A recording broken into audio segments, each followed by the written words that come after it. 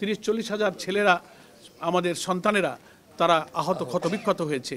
এর মূল্য হবে না যদি এই নির্বাচনটা আমরা নিরপেক্ষ করতে না পারি। নির্বাচনের লেভেল প্লেয়িং ফিল্ড সম্পর্কে নিশ্চিত করতে পারেননি এবং পারেননি যে বিদ্যমান প্রশাসনিক অবস্থার কিছু তথ্য প্রমাণ স্পেসিফিক আমরা ওনাদের সামনে তুলে ধরে বলেছি যে এই অবস্থা থাকলে এটাকে আমরা লেভেল প্লেয়িং ফিল্ড হিসেবে গ্রহণ করব না, সুনির্দিষ্টভাবে আপনাদেরকে পদক্ষেপ নিতে হবে। এবং after declaration of schedule election কমিশনের কাছেও সব এখতিয়ার চলে আসবে প্রশাসনকে যথাযথভাবে নিরপেক্ষ রাখা, প্রয়োজনে রদবদল করা। এখন তো একটা প্রশাসনিক রদবদল হয়েছে। যদি এটাও আমরা উল্লেখ করেছি যে আমরা যদি দেখি যে তফসিল ঘোষণার পর কোনো কর্মকর্তা খুব নগ্নভাবে তার নিরপেক্ষতা ভঙ্গ করছেন, আমরা এগুলো আপনাদের নোটিশে আনবো। ওনারা কথা দিয়েছেন যে শুধু সুনির্দিষ্টভাবে আমাদের নোটিশে আনলে আমরা তাৎক্ষণিক পদক্ষেপ গ্রহণ করব, এ কথা ওনারা দিয়েছেন। এই বিষয়টা আমাদের আজকের আলোচনায় ছিল না, তবে আমরা আগে আলোচনা এটা করেছি যে কেউ কেউ নানান ব্যাংক বা প্রতিষ্ঠানের নাম উল্লেখ করে যে কথা বলেছেন, এটা কোনো দলের কোনো ব্যাংক হয় না, দলের কোনো মালিকানায় কোনো আর্থিক প্রতিষ্ঠান থাকে না। পলিটিক্যাল ইন্টেনশনালি এই ইস্যুটা একসময় আলোচনা এসেছিল এবং তারা নির্বাচনী কর্মকর্তা নিয়োগের ক্ষেত্রে নিরপেক্ষতা এবং কোনো দলের প্রতি পক্ষপাতিত্বের অভিযোগ আছে এই ধরনের কোনো কর্মকর্তা যে নিয়োগ দেবেন না সে ব্যাপারে তাদের মেকানিজম সম্পর্কে আমাদেরকে অবহিত করেছেন, কিন্তু আমরা এই বিষয়ে আমাদের আজকের কোনো আলোচনার ইস্যু ছিল না। রিটার্নিং কর্মকর্তার বিষয়ে কোনো আলাপ হয়েছে না। এখানে আজকে আপনারা একজন বলেন, একজন আপনারা বলেছেন যে তফসিল ঘোষণার সময় পেরিয়ে যাচ্ছে, আপনাদের যে কমিটমেন্ট সেটা সম্পর্কে জানতে এসেছেন। আপনারা কি কোনো রকম আশঙ্কা ফিল করছেন যে নির্বাচন ডিলে হওয়ার?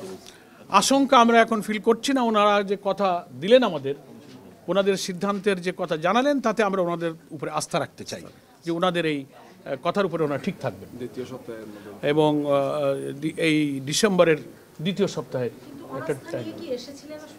অনাস্থা নিয়ে আমরা আসিনি, কিন্তু জাতি মনে করছিল তাদের কমিটমেন্ট অনুযায়ী নির্বাচনের তফসিলটা ঘোষণা হয়তো হয়ে যাবে, সে সময়টা যেন পার হয়ে যাচ্ছে। দ্যাট ইজ হোয়াই আমরা এইটাকে পরিষ্কার করার জন্য, সংশয় নিরসনের জন্য অনেকগুলো ইস্যুর মধ্যে এটাকে আমরা আজকে এমফাসিস দিই। মানে ইসির উপর পূর্ণ আস্থা আছে আপনাদের? আছে, আমরা আস্থা রাখতে চাই। কোনো রাজনৈতিক দল বা কারো অসুস্থতা কোনো কারণে নির্বাচন পিছিয়ে যেতে পারে এমন শঙ্কা আপনাদের আছে কিনা, এই বিষয়ে আপনারা তুললেন কিনা? না, এমন কোনো প্রসঙ্গ আজকে আলোচনায় স্থান পায়নি। আপনাদের কোনো শঙ্কা আছে কিনা? আমরা কোনো আশঙ্কা করি না, কারণ আমরা নির্বাচন তো একটা ভিন্ন জিনিস, এটা আইনের বিষয়, ঠিক আছে না? এটার সাথে অন্য কিছুকে রিলেট করা যাবে না। জাতির প্রত্যাশা, এটা একটা বিশাল সাংবিধানিক আইনগত বিষয়। সিসি ক্যামেরার বিষয়ে কি বলেছেন কমিশন আপনাদেরকে ভোট কেন্দ্রের? সিসি ক্যামেরার বিষয়ে আমরা ওনাদেরকে বলেছি যে এ ব্যাপারে আপনারা পদক্ষেপ গ্রহণ করুন। ওনারা খুব সুনির্দিষ্ট কথা এখনো বলে পারেননি। এখানে বিরাট অর্থ বিনিয়োগের প্রশ্নটা ওনারা আমাদের আগের মিটিংয়েও বলেছিলেন। আমরা বলেছি আপনারা সরকারকে বলেন, অনেক দাতারা এই ব্যাপারে সাহায্য করতে চায়, আপনারা বলেন, সে ব্যাপারে আমরা বলেছি ওনাদেরকে। আইন শৃঙ্খলা পরিস্থিতি স্বাভাবিক করার ব্যাপারে কমিশন থেকে আপনাদের কি আশ্বাস দিয়েছে? ওইটুকু আশ্বাস ওনারা দিয়েছেন যে সুনির্দিষ্টভাবে আমাদেরকে আপনারা বলবেন, আমাদের উপরে যখন দায়িত্ব আসবে তখন আমরা প্রয়োজনীয় পদক্ষেপ গ্রহণ করব।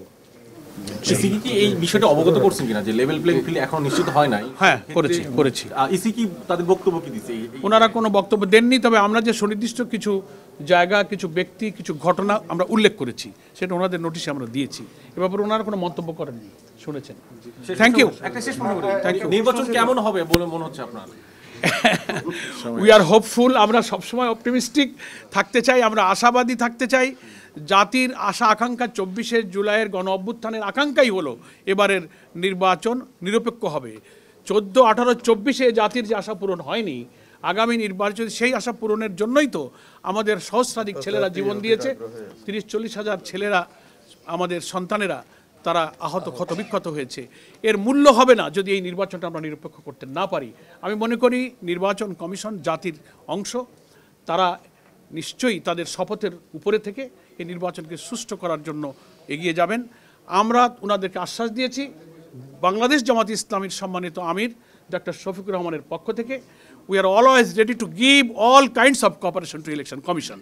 সবসময় আমরা প্রস্তুত আছি। আপনাদের থ্যাংক ইউ। কি অবস্থা, জোট কবে করতেছেন? এটা তো আজকে আলোচনার বিষয় না,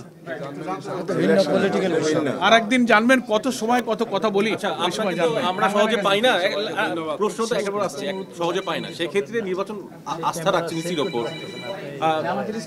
সরি একটু ভাইয়া একটু সেক্ষেত্রে আপনারা কতটা আশাবাদী বা এমন কথা শোনা যাচ্ছে জামাত আগামীতে ক্ষমতায় আসবে, আপনারা এই বিষয়ে একটু ওই বলবেন? আপনাদের মতো লোকের কাছে আমরাও শুনি আর একটু আমরাও শুনতেছি আপনাদের। আপনাদের অবস্থান কি এই জায়গায়, মানে জামাত সেটা জনগণ রায় যদি দেয় আর আল্লাহ যদি দয়া করেন, তো আল্লাহর দয়ার তো কোনো শেষ নেই, জনগণের ভালোবাসারও শেষ নেই। We are waiting for that day, ইনশাআল্লাহ।